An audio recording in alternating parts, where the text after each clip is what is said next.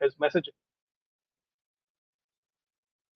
Let me now open this up and let me actually bring in Salman Soz. Salman, Shashi Tharoor is up in Thiruvananthapuram for the fourth time. But before we come to the domestic politics of Kerala, the Prime Minister in Kerala today, Rahul Gandhi, also in Kerala today, and the Prime Minister takes a sharp swipe at Rahul Gandhi, saying, "Look at this politician who's had to come to Kerala. He could not even keep the izzat, the respect of his Khandani base," obviously referring to Amethi and Raebareli. Now, that's fair politics. Why do we not have a contestant announced for Amethi and Raebareli? And two, even forget the BJP, the left is hopping mad with the Congress for Rahul Gandhi in Wayanad. The Congress is hopping mad with the left in Thiruvananthapuram. So, is the BJP going to be left with the last laugh? Salman, you're muted at your end. Can you unmute yourself, please? Barkha, first of all, as far as Amethi and Raebareli are concerned, the Prime Minister should not be concerned. We will be announcing those candidates soon. And, this whole idea you asked Shashi about the southward march of the BJP. Of course, this march is going to basically be futile because as far as I can tell, the UDF is going to win all 20 seats in Kerala. We're going to get more seats, many more seats than BJP in Karnataka. We're going to get many more seats than the BJP. In fact, BJP is losing seats in Telangana. So in Tamil Nadu, our alliance is going to get 39 out of 39 seats. In Maharashtra, BJP is losing seats. In Haryana, BJP is losing seats. In Bihar, BJP is losing seats. In Uttar Pradesh, BJP is losing more than they had lost last time. Remember this. I'm telling you now. In West Bengal, they're losing seats. Okay? In Jharkhand, they're losing seats. In the Northeast, they're losing seats. So they have to try and go to the South, but they'll get nothing there because people understand now that the Prime Minister, Shashi talked about this vision, this transformative vision of the Prime Minister. He needs this big mandate. What has he delivered with the mandate that he had, which was a tremendous mandate, by the way? The highest unemployment in decades, the worst manufacturing ratio since 1967. How can you create jobs in this country if your manufacturing is in the dumps? Your investment ratio is one of the worst for almost 3 decades. Investment, without investment, how will you have jobs? I mean, what kind of mandate does he need? What more does he need? We even gave him two planes for $1 billion. What more does he need? But he can try, as he can insult Rahul Gandhi, he can do whatever he wants. But Barkha, he is not coming back. Bye-bye. Okay. I think I should allow Shashi Shekhar a brief response before I open it up. Shashi Vempati, go ahead. Yeah, well, if the BJP is losing everywhere, why is the Congress not, winning? Why is Rahul Gandhi, seeking a mandate from Wayanad? Why not from his traditional seats, right?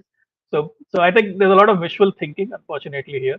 The pan-India mandate that I was talking about is to make sure that when we look at developed India by 2047, it has to be about every region, every part of India being part of that story. And I think that is what the Prime Minister is making sure, be it the Northeast, be it down south, be it every part of it. So let me bring in Rahul Ishwar now. Rahul, are you very confused man today? You're a Modi fan. You're a Shashi Tharoor fan. What are you going to do? What is Kerala going to do? I mean, most of the people you can find, especially the middle class plus aspirational middle class people, they are fans of Modi and, of course, fans of Shashi Tharoor too. Even Modi ji once pointed out the importance of Shashi Tharoor's speech. But let me, very plainly and crudely speak 2 or 3 points. One, Sri Rahul Gandhi is coming to Wayanad. I have highest of respect for Rahul Gandhi, but Rahul Gandhi is coming to Wayanad because there is a Muslim-dominated seat and he is going to seek Muslim-dominated votes. Trivandrum is a Hindu majority constituency where 66% are Hindus, nearly 13 to 14% are Muslims, and 19 to 20% are Christians. Both Shashi Tharoor sir and Rajiv Chandrasekhar ji both are Nair Hindus or forward caste Hindus. So there is going to be a very tough fight between these two for that constituency because Trivandrum is a Nair Nadar dominated constituency. Even when O. Rajagopal sir was there, it was the minority votes that consolidated for Shashi Tharoor that helped him win. And as Shashi Tharoor versus Rajiv Chandrasekhar's fight is like Sachin versus Lara.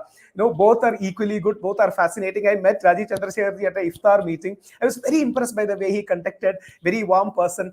My mother is the president of a woman wing of Brahmin organization in Kerala, and they are campaigning for Rajiv Chandrasekhar. But I'm equally confused. But I really like Shashi Tharoor as a person, and the real game for Shashi Tharoor is becoming Chief Minister of Kerala in 2026. But for becoming the Chief Minister, becoming the MLA, he will have to become MP, because otherwise Congress will, many guys in Congress will pull him down through their own tactics. So it's a very interesting thing. But one thing can be sure, it's a very interesting fight in Trivandrum. It will not be a cakewalk, as it was earlier thought, because many people thought Rajiv Chandrasekhar would not take ground, but he has immensely taken ground. He has really even gone to the harbour areas, the beach areas. He's really making huge headway there. And Pandian Ravindran is also a working class hero. He's connecting to people. So that vote Shashi Tharoor sir will be losing from his kitty, and the right wing or the center right votes will be consolidating for Rajiv Chandrasekhar. And the critical point here will be who will NSS vote for. NSS is the Nair Service Society, who are traditionally aligned with the Congress party. So there, if they are taking a decision, that was also helping UDF in last time taking nearly 19 seats because of the Sabarimala agitations and all. So it is going to be one of the most interesting constituencies in the whole of India, especially Trivandrum and Thrissur. Trivandrum followed by Thrissur. So Sachin versus Lara, but I must get Salman Soz in briefly, and then Vinita and Sabha on Rahul Ishwar's point that Rahul Gandhi is in Wayanad, not just because he's nervous about Amethi and Raebareli, but because of its high Muslim population. I think I must give you a chance to respond to that. Salman Soz. Well, there are two things to be said here. One, we have not yet decided, or at least announced. Decided is separate. We have not yet announced our candidates for Amethi and Raebareli. I don't know why people are getting so anxious. Don't worry, the comeuppance is coming. But as far as Rahul Gandhi and Muslim vote, are Muslims not citizens of India? And by the way, equal citizens. By the way, Rahul Gandhi led two big marches in this country. He went through from Kanyakumari to Kashmir, and then all the way from the northeast to Maharashtra. India is Hindu dominated, no? Why is it that in state after state, there were hundreds of thousands of people vying to be close to him? Why? Everywhere. Were they Muslims? They're not Muslims. They're predominantly Hindu. And the reason is, Barkha, what Rahul Gandhi talks about is justice. And why does he talk about justice? Because you must have seen this recent CSDS survey. What does it say? It says that unemployment and inflation and lack of development and the kind of development we're seeing in this country is leaving so many people behind. That is why we need justice. That is what Rahul Gandhi talks about. That is why by the way, that is why millions, hundreds of millions of people are with him. And they're mostly Hindu. Can I say something before Vinita and Sabha come in? The CSDS survey indeed does say that unemployment and price rise is top of the mind, but it also says that it expects Narendra Modi to win a third term comfortably. So if you're quoting from that survey, it says both things. Salman, hold your fire. Vinita Hariharan, Kerala has to be seen as part of the BJP's larger mission south, right? But this is a state where the last time, and we'll bring those numbers up, the Congress plus its allies swept through. What's changed since then? What do you think has changed since then? Other than, are you banking entirely on the Modi factor? And is that going to be enough? So Barkha, the last 5 years, what we've seen is, first of all, in 2019, I think there was this entire kind of rhetoric that Rahul Gandhi would be the prime minister. So people actually fell into that trap, and they thought they're voting for the next prime minister of India. So that was one theory that got busted. And after that, that's not the only thing. 2019 to 2024, we actually capitalized on the development work that we did post pre-2019, 2014 to 19. There was a lot of work that was done on Vikas, and 2019 to 2024 was when actually the NDA government took the development narrative of the nation to the next level. So that is what appealed to that is what is appealing to the voters in Kerala, because we assume that Kerala already has a certain level of development, and that's true from the earlier era. They've already had the social indices right. So the next phase of development is what they're interested in. The technological development, the kind of things that we are talking about, AI and all of that, and and of course the kind of startup economy for the MSMEs. We see a lot of rollout of the MSME schemes in Kerala by the central government, because MSME is one sector where the central government gives funds directly to the beneficiaries and not through the state government. So the efficiency is much more, and we are seeing a rollout of a lot of these programs for the MSME sector, which has gone on well with the enterprise economy which Kerala has, because the Kerala government has failed to create any jobs for the people of Kerala. And so all of us, like me, are outside Kerala looking for jobs, and our livelihoods are outside of Kerala because the left government and the UDF and the LDF have failed to give us any kind of substantial employment in our own state. So therefore, it is the NDA government which is actually empowered. They're facing this kind of empowerment, especially for the youth and the women and for the enterprise economy, which is going to go very well. And we have seen in these repeated roadshows of Modi ji, where we have seen the kind of turnout. I know you'll say, all the so-called intellectuals will say roadshows do not convert to votes, but it's a display of the faith that they repose in the NDA government. Okay, I want to bring in Sabah, and if we can bring up our next graphic slide, because Sabah, what we do know from the numbers is that the BJP in the last two elections, going by the vote share, has actually emerged as the second largest party, the second largest vote share. And even Shashi Tharoor acknowledges that he believes his principal challenge, his principal opposition today is from the BJP. And if you look at the vote share over 2014 and 19, if we can play that now, you can see that very clearly. Now, how do you see the larger mission south of the BJP? You've argued today that the manifesto of the BJP committing to one nation, one poll, you believe would not go down well in the states, in particular in the southern states. So do go ahead.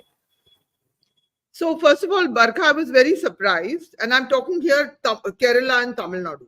I'm not looking at Karnataka and all. They have different realities, different sensibilities. I'm talking about the deep south right now.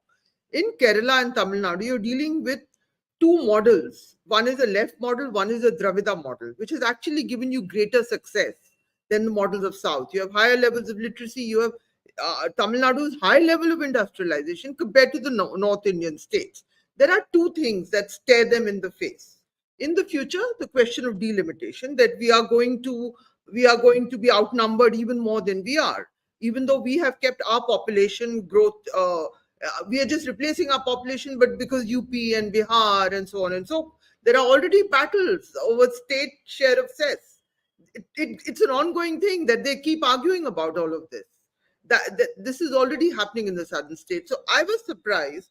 And within the BJP, there is no doubt that the BJP, which was a more sort of, which had different power centers, all authority is now with New Delhi. The Prime Minister says Modi ki guarantee. He doesn't say BJP ki guarantee. It's all become about the individual and the man. So here is my take, which is going to go counterintuitive. In the end, this overplay on Modi, overplay on centralized power is not going to go down well. And yes, there will always, the BJP has so much money, so many resources, so much media traction. Yes, and Trivandrum in particular is a seat where they will get up to a point traction, but they're going to come out of this battle. Actually, we are going to, it is a push. It is a push to show the rest of India also that we are pushing. In the case of Tamil Nadu, let me also put it, it's an ideological battle. Up to an extent, the left argument has been defeated by the BJP in Tripura. The left, in any case, is on a decline. But the ideological, absolutely, the loathed force for the right wing, ideologically, is Periyar and the Dravidian model. So it is also a challenge for the future. And the BJP always plans for the future. The Sangh Parivar is the largest cadre organization. They're putting people everywhere. They plan for a future. But this overplay of one individual, a Hindi-speaking individual, all over India, coming there, it will get traction. Of course, because the media is going to tell you it's going to get traction. In the South also, the media is part of it. It's a story. The Prime Minister, who has a brand recognition, which is now greater than his party. So that is going to happen. But you see, in the end... So you're saying it'll boomerang. I'm just saying it's odd that the BJP doesn't apply itself, that it goes with one nation, one poll. When you're about to vote, you could have waited 4 days and said, this is going to be my pitch.